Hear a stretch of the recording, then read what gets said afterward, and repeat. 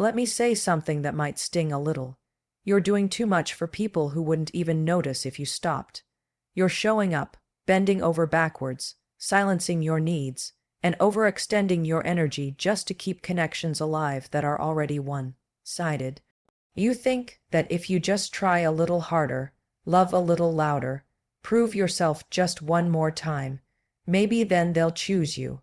But I've got news for you. Real connections don't need convincing. We've been taught to believe that love, attention, respect, they're things we earn, we perform, we overgive, we chase, and in the process we lose the one thing we're supposed to protect, our self-worth. Every time you force yourself into spaces where you're not seen, you send a message to yourself that your value depends on someone else's ability to recognize it. This is not about bitterness. It's not about giving up on people. It's about getting honest. It's about finally stopping the exhausting cycle of begging for crumbs and start owning your worth. Because here's the truth, you're not for everyone, and that's your power. In the next few minutes, I'm going to break down 5 uncomfortable but liberating truths that will change the way you see yourself and how you invest your energy. Stop chasing validation. You're not for everyone, and that's exactly what makes you powerful. Energy is your currency. Start investing it in people who give it back. Desperation repels all. Authenticity is what truly attracts. Silence is feedback. It's not passive, it's a message. Respect it. The right people don't need convincing. They just show up. Period. You need to hear this. You are not put on this planet to please every person you meet. You're not a product that needs to go on sale just so someone finally picks you. And if you're constantly bending, shrinking, and reshaping yourself just to get a little bit of approval from people who aren't even paying attention, you're not living. You're performing, and it's exhausting. You know what I'm talking about, the overthinking, the constant checking. Did I say too much? Should I text again? Maybe they didn't see my message. Maybe I should reach out just one more time. That mental loop, that compulsion to re-engage, that anxiety in your chest. That's not connection, that's self-abandonment. Let's get something straight. You are not for everyone. You're not supposed to be. If everyone gets you, you've diluted who you are. You're not a generic version of a person, some bland one-size-fits-all personality that can just blend in anywhere. You are specific. You are a flavor. And just like not everyone likes black coffee or anchovies or jazz music, not everyone is going to like you. That's not rejection. That's clarity. And the sooner you get okay with being misunderstood, the sooner you get free. Now here's where it gets messy. We're addicted to being liked. We chase likes not just online but in real life. We tweak ourselves not because we want to lie, but because we want to belong. And belonging is a basic human need. But here's the trap. True belonging only happens when you're fully yourself, not when you're acting like who you think they want you to be. Because when you perform for approval, you're building fake connections based on fake versions of yourself. Then you wonder why it doesn't feel fulfilling. What you don't realize is that trying to force yourself into someone's life, someone who's not matching your effort, not responding to your energy, not even noticing your presence, that is a direct message. And ignoring that message, rationalizing it, justifying their distance, is how you abandon your own self-worth. Every time you overextend for someone who wouldn't do the same for you, you're making a withdrawal from your self-respect. You can't control how someone else sees you. You can't convince someone to value you. That's not your job.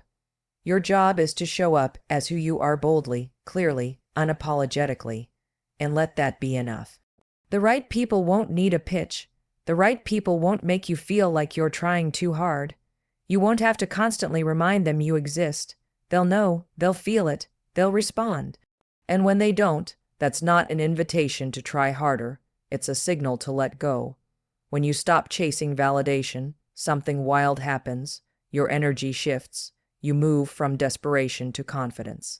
From people-pleasing to self-trust, from anxiety to peace. People feel that. They sense that you're rooted, that you're no longer seeking permission to be who you are, and that's magnetic. Because here's the thing. People are drawn to people who are comfortable in their own skin. Not the loudest in the room, not the most popular, but the most aligned. But none of this works unless you believe that being yourself is enough. And that's the hardest part, because we've all been shaped by moments where it wasn't, where someone made us feel too much or not enough, where we were overlooked, rejected, ignored. And those scars, they whisper lies. They say change, adapt, shrink, fit in. But those voices are liars. They were born from someone else's brokenness, from their inability to love you well. And you have to stop letting broken people shape your identity. You're not here to be everyone's cup of tea. You're here to be your own damn self. Loud, quiet, weird, deep, passionate, emotional, intense you. And if someone doesn't get it, doesn't respect it, doesn't value it, that is not your problem. That is your redirection. Your power isn't in being accepted by everyone. Your power is in knowing you don't need to be. Your energy is one of the most valuable resources you have. And the way you spend it determines the quality of your life, your relationships, and your sense of self. Every time you reach out, follow up, accommodate, listen, support, you're spending energy. It's like emotional money.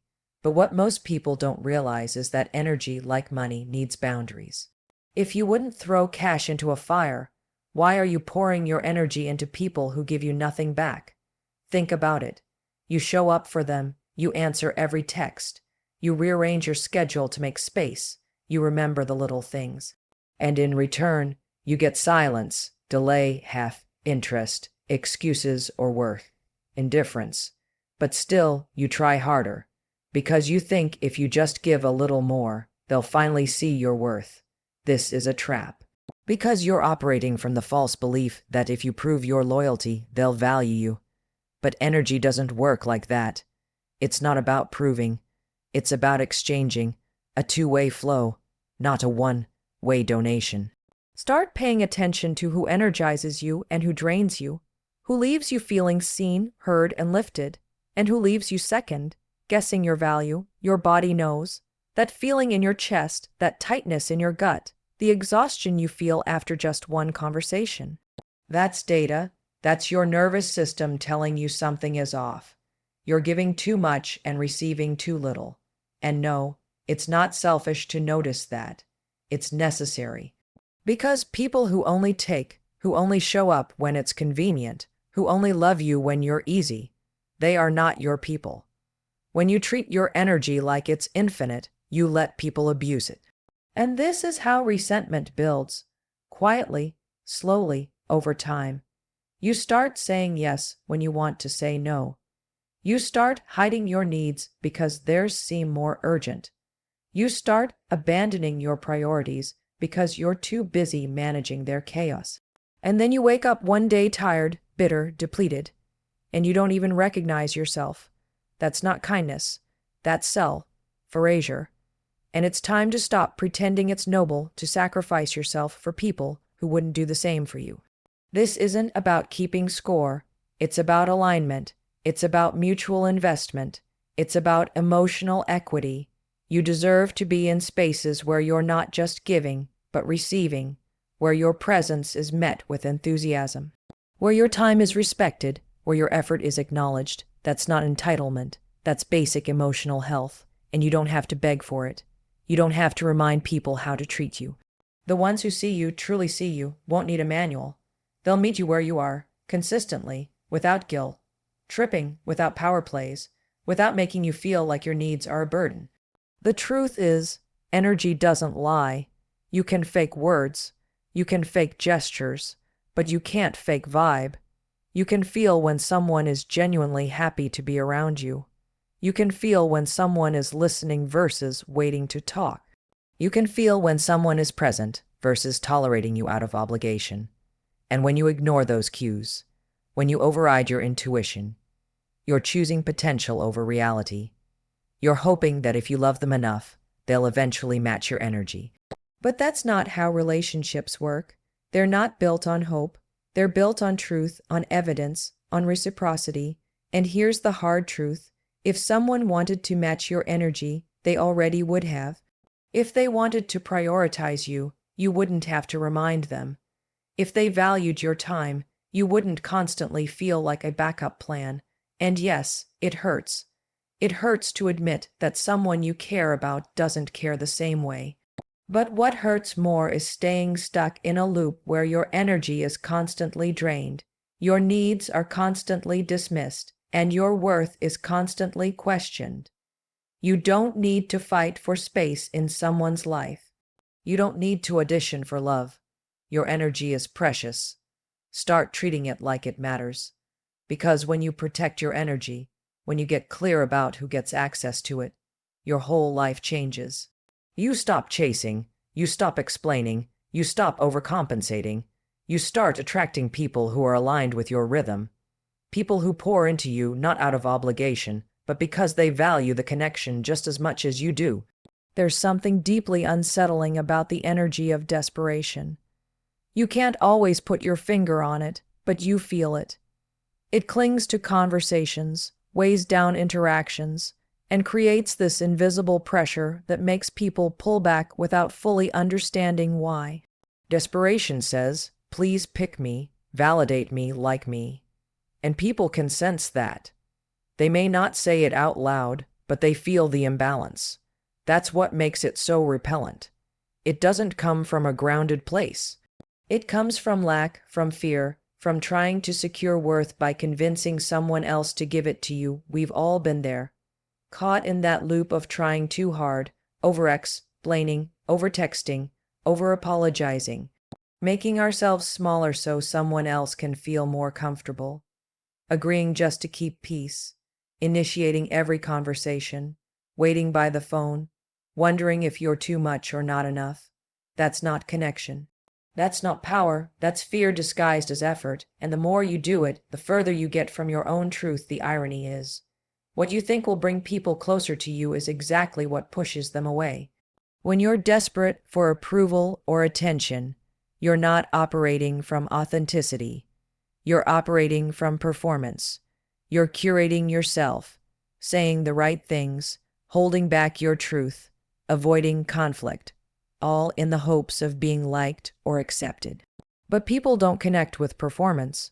They connect with presence, with realness, with confidence. And desperation and confidence can't live in the same space. Authenticity isn't loud. It isn't showy. It doesn't try to prove anything. It just is. It's grounded. It says, "This is who I am. This is what I value. This is how I show up." And it trusts that the right people will resonate with that. When you're rooted in authenticity, you're not trying to be liked. You're being yourself. And that's magnetic. People are drawn to those who own their truth without trying to convince anyone of it. Because there's a rare kind of power in someone who doesn't need the room to approve before they stand tall. The problem is we've been conditioned to think we have to earn love. That we're only valuable if we're useful, entertaining, attractive, agreeable. We were taught that we have to mold ourselves to fit into other people's expectations. So we chase, we prove, we accommodate. But what we're really doing is betraying ourselves in tiny ways. We say yes when we mean no. We laugh when we're uncomfortable. We ignore red flags. And all of that is rooted in the fear of being rejected for who we really are. But rejection isn't failure, it's data. It's a redirection. It's proof that you were misaligned with someone's values, vision, or capacity. That's not a reason to panic or scramble to be more likable.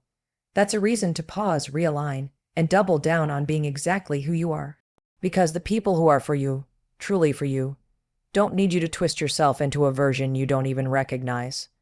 They're not confused by your intensity, your sensitivity, your ambition, your stillness. They see it and say, yes, that's it. And the only way to find those people is by showing up as your full, honest self. When you stop chasing and start being, the game changes. You begin to attract from a place of truth, not fear. You stop watering yourself down for crumbs of connection. You stop needing constant reassurance. You start moving with clarity, with dignity, with peace. Because authenticity doesn't just attract people. It filters out the wrong ones. It's a built-in radar. The people who don't get you, they'll fade. The ones who try to change you, they'll leave, and that's good. That's alignment doing its job. But none of this works unless you're willing to let go of the need to be chosen. Unless you're willing to say, I'd rather be alone in my truth than surrounded by people who only like the version of me I crafted to fit in. That's the level of self-trust you need. That's where your power lies. Because when you're no longer desperate to be seen, you become undeniable. You walk into rooms differently. You speak with conviction. You hold boundaries without guilt. And you stop trying to explain your worth to people who are committed to misunderstanding it. Desperation is noisy. It scrambles, clings, performs. Authenticity is quiet. It doesn't chase. It doesn't argue. It simply stands tall, knowing it doesn't need to prove a thing. Silence is not neutral. It speaks. It delivers information. It sets tone. It reveals priority. But the problem is, most people don't want to hear what silence has to say. So they fill it with over-explaining, with follow-up texts, with assumptions, with endless rationalizations like they're probably just busy. Or maybe they didn't see it. You can tell yourself those things if it makes you feel better, but deep down you already know. When someone wants to talk to you, they do. When someone wants you in their life, you don't have to decode their absence. Silence is not a mystery.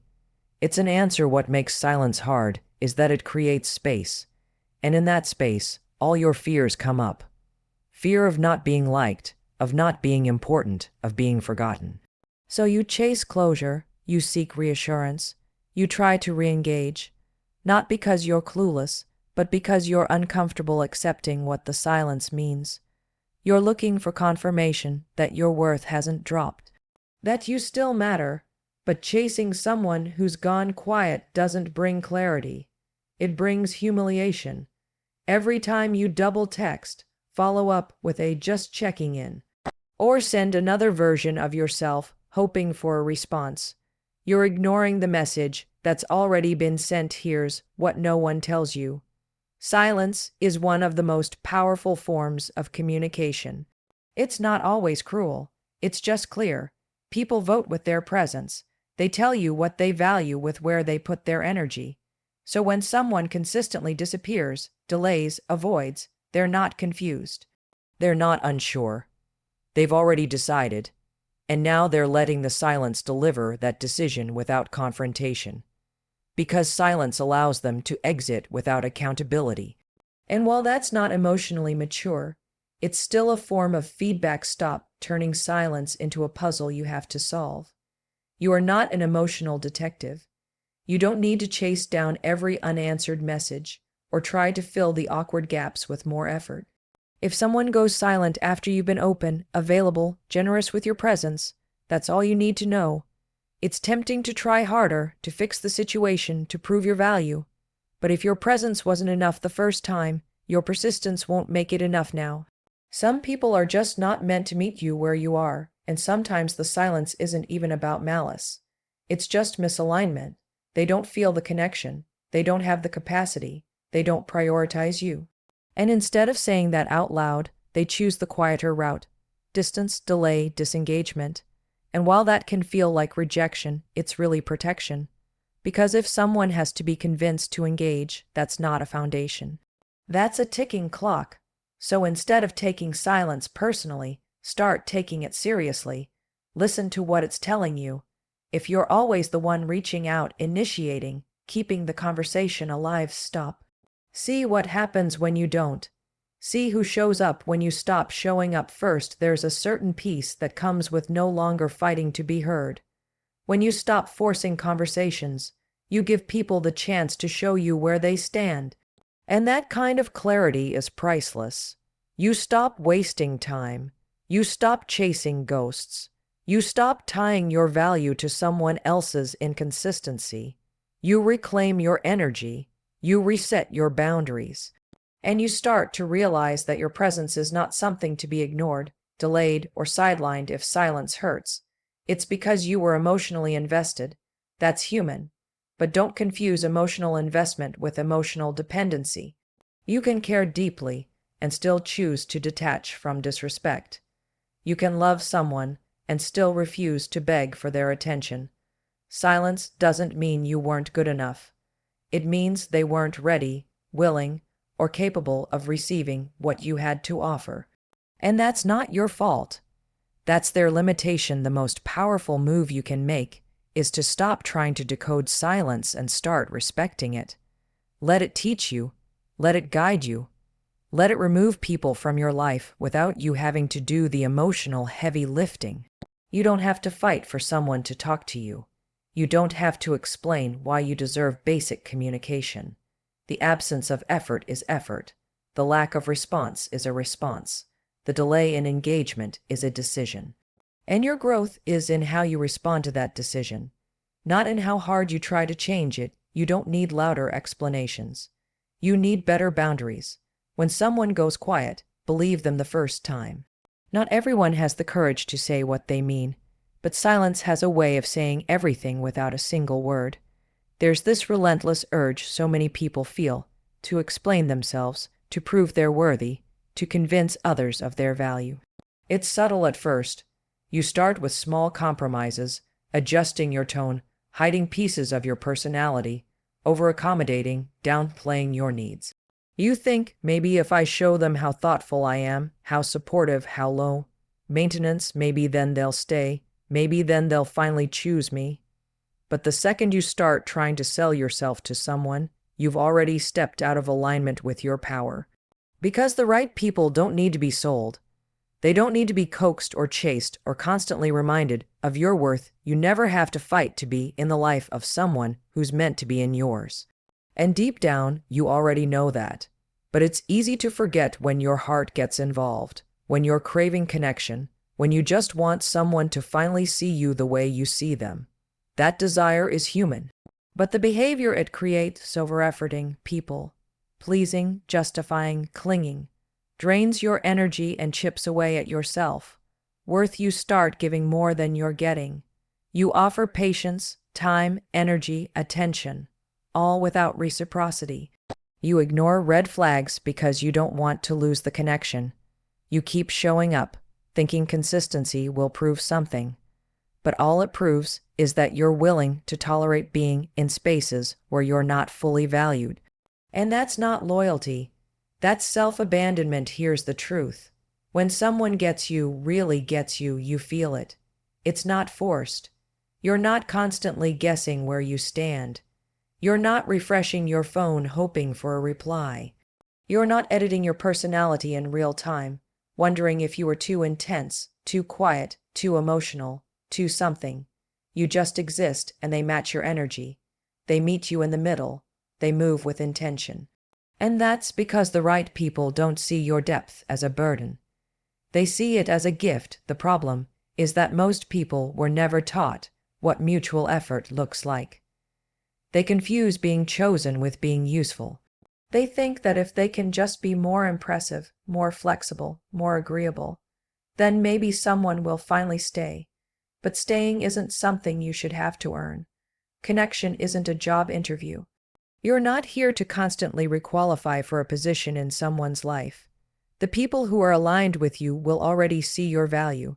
You won't have to walk on eggshells or explain your worth. It's not your responsibility to make someone ready.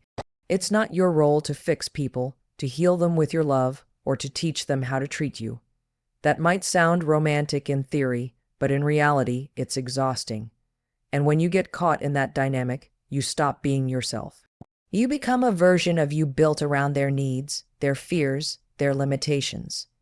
And while you're busy proving you're enough for them, you lose touch with the fact that they were never enough for you. Let go of the idea that love or respect or connection should be earned by effort alone.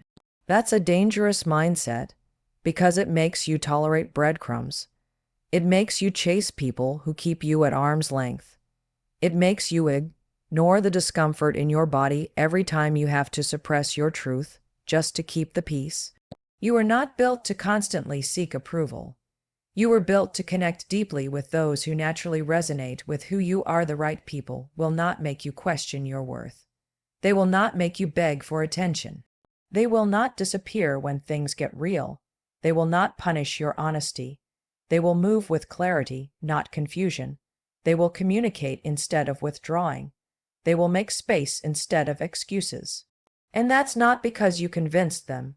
It's because the connection speaks for itself. You don't need to perform for love. You don't need to negotiate your standards to keep someone around.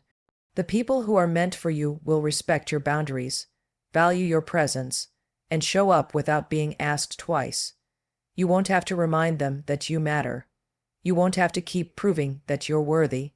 They'll already know, and if they don't, that's not your cue to try harder. That's your cue to walk away. You owe it to yourself to stop fighting for people who are comfortable letting you fight alone.